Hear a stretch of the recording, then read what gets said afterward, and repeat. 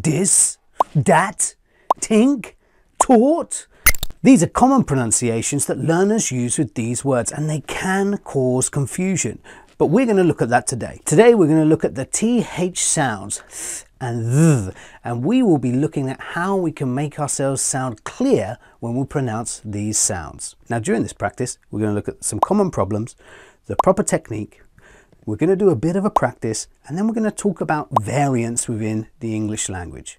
Now I must note that these sounds t, d are not wrong, and we're going to talk about that at the end of the video. But first, let's go over how you should pronounce these sounds to sound the clearest when speaking to people. First off, what's the difference between th and th? If you put your hand here and you make the th sound, this will not rumble. If you make the th sound here, this will rumble here. You feel a vibration. That's the difference between the two. One is unvoiced and one is voiced. Now when I help students sound as clear as possible with this sound, the first thing we look at is the mouth and the tongue position. So if we grab the tongue and look at where most students usually put their tongue, they usually put it behind the teeth and on the roof of the mouth. This is not correct. This is where the t and d sound are made. So we need to adjust this mouth position. Now what you should be doing is you should be having your tongue slightly outside where your teeth are. So you see it should be poking out really a little bit.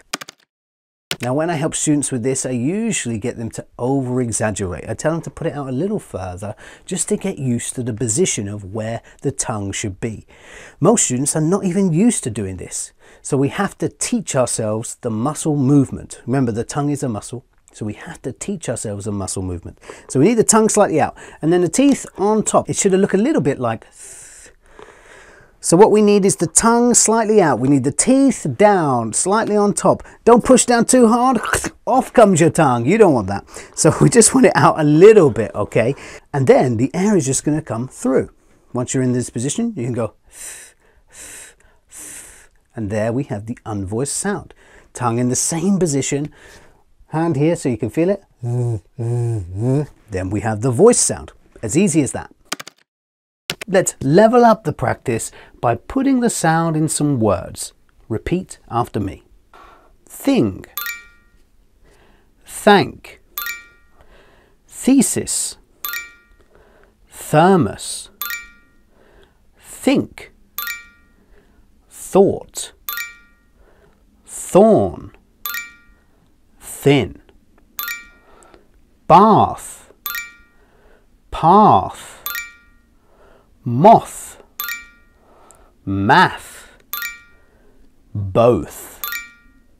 And the voiced TH? That, this, these, than, there, though, them, there, then. Next, let's level up again and put those words inside sentences. Let's start off with some voiceless sentences. Whose things are these on the table?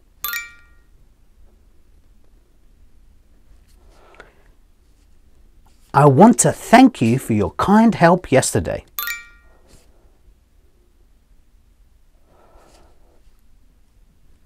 I always bring a thermos of coffee to work.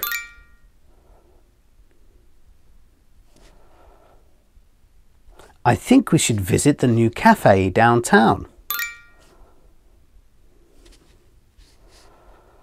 The thought of going on vacation is very exciting.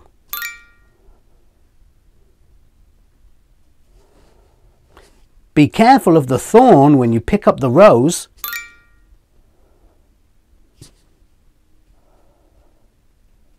This book is surprisingly thin for its content.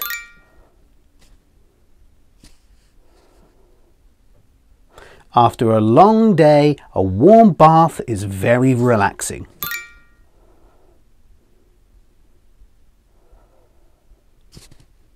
We followed the winding path through the forest.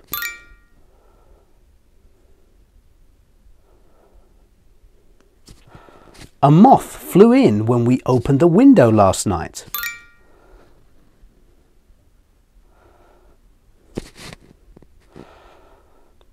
Math was always my favourite subject in school.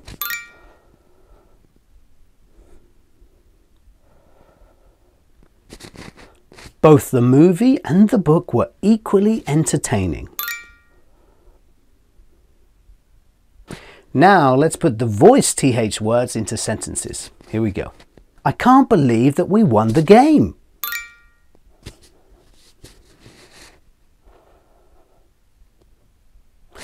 This is the best cake I have ever tasted.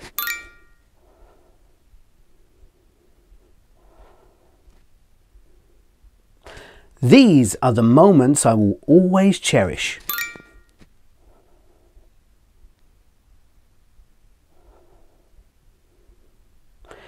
She is taller than her brother.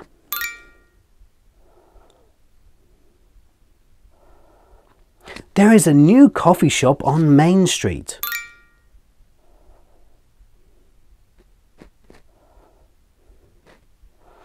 I'd like to go to the beach, though it looks like it might rain.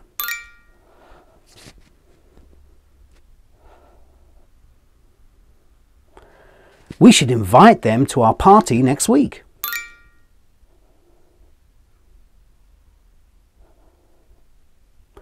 Their garden is full of beautiful flowers. We had dinner and then we went to the movies.